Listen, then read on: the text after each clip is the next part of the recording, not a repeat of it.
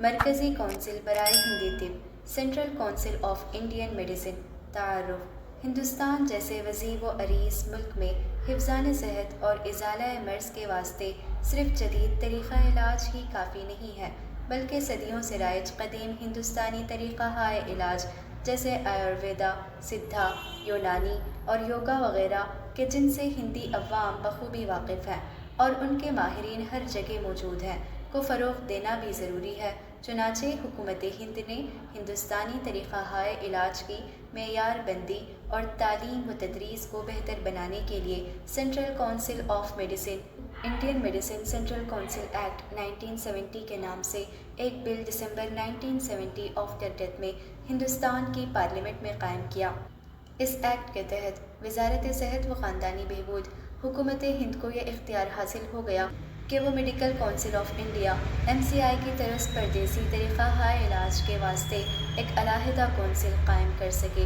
چنانچہ 1971 of the death میں CCIM قائم ہو گئی۔ تب سے لے کر آج تک یہ کونسل ہندوستانی طریقہ ہائے علاج کو فروغ دینے، معیاری بنانے، ان طریقہ ہائے علاج کے معالجین کے حق و فرائض کے تحت کے لیے سرگرم عمل ہے۔ کونسل کی تشکیل۔ کونسل کے ارکان: وزارت صحت و خاندانی بہبود، حکومت ہند نے 21 اگست 1971 آف دا ڈیتھ میں عام اعلان کے ذریعے آیوروید، سدھا اور یونانی معالجین کو CCIM کی رکنیت کے لیے مدعو کیا اور پھر تینوں طریقہ علاج سے تعلق رکھنے والے 72 معالجین کو کونسل کی رکنیت بخشی اور 1 ستمبر 1971 آف دا ڈیتھ کو CCIM کی تشکیل عمل میں آئی۔ پھر ایکٹ کی روح سے آیوروید، سدھا اور یونانی معالجین پر مشتمل مزید 3 کمیٹیاں، کمیٹی برائے آیوروید، کمیٹی برائے سدھا اور کمیٹی برائے یونانی تشکیل دی گئی۔ ہر کمیٹی میں رکنیت بذریعہ انتخاب اور بذریعہ نامزدگی مناجب حکومت ہند دی گئی۔ کونسل کے آفس بیئررز: یہ کونسل 4 آفس بیئررز رکھتی ہے۔ صدر، پریزیڈنٹ۔ یہ کونسل کے جملہ ارکان کے ذریعے منتخب ہوتا ہے اور کونسل کے جملہ امور برائے اطلاق اسی کے ذریعے منظور ہوتے ہیں۔ نائب صدر برائے آیوروید، وائس پریزیڈنٹ آیوروید، نائب صدر برائے سدھا، وائس پریزیڈنٹ سدھا اور نائب صدر برائے یونانی، وائس پریزیڈنٹ یونانی۔ یہ تینوں صدر و کونسل کی رکنیت کے حامل اپنے متعلقہ طریقہ علاج کے معالجین کے ذریعے منتخب کیے جاتے ہیں۔ صدر اور نائب صدر کی مدت کار 5 سال کی ہوتی ہے اور اس مدت کے بعد ان عہدوں کے لیے دوبارہ انتخاب ہوتا ہے۔ نائب صدر کونسل کے اصول و ضوابط: نائب صدر و کونسل کے اصول و ضوابط کے تحت اپنے اپنے طریقہ علاج کی فلاح و بہبود کے لیے کام کرتے ہیں۔ کونسل کی کمیٹیاں: 21 تا 24 ستمبر 1971 آف دا ڈیتھ میں منعقد ہونے والی کونسل کی پہلی میٹنگ میں ہی کونسل نے 4 کمیٹیاں تشکیل کر دی تھیں تاکہ کونسل کے مقاصد کی تکمیل بہتر طور سے انجام پا سکے۔ کمیٹیوں کے نام اس طرح ہیں: executive committee, registration committee, regulation committee, education committee, برائے آیوروید، سدھا اور یونانی۔ یہ کمیٹیاں مل کر کونسل کی ذمہ داریوں کو انجام دیتی ہیں۔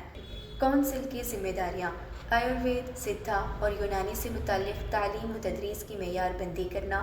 کونسل آیوروید، سدھا اور یونانی کی تعلیم و تدریس کا کم سے کم معیار تجویز کرتی ہے۔ اس میں کسی درسگاہ کے قیام کے لیے ضروری شرائط نیز تعلیم و تدریس کے اصول و ضوابط بیان ہوتے ہیں۔ کسی طبی درسگاہ کا کم سے کم رقبہ، تدریسی و غیر تدریسی عملے کی تعداد، مجوزہ نصاب تعلیم کے ذریعے طب کی تدریس اور امتحانات کا انعقاد، طبی تربیت اور تفویض اسناد کی شرائط سب اس میں شامل ہیں۔ چنانچہ ہر طبی درسگاہ کو خواہ وہ ذاتی ہو یا سرکاری، کسی بورڈ سے ملحق ہو یا یونیورسٹی سے، کونسل کی ہدایات کا پابند رہ کر طبی تعلیم دینا ہوتی ہے۔ اگر کسی درسگاہ میں کونسل کے اصول و ضوابط کی خلاف ورزی پائی جائے تو کونسل اس کا رجسٹریشن خارج کر سکتی ہے۔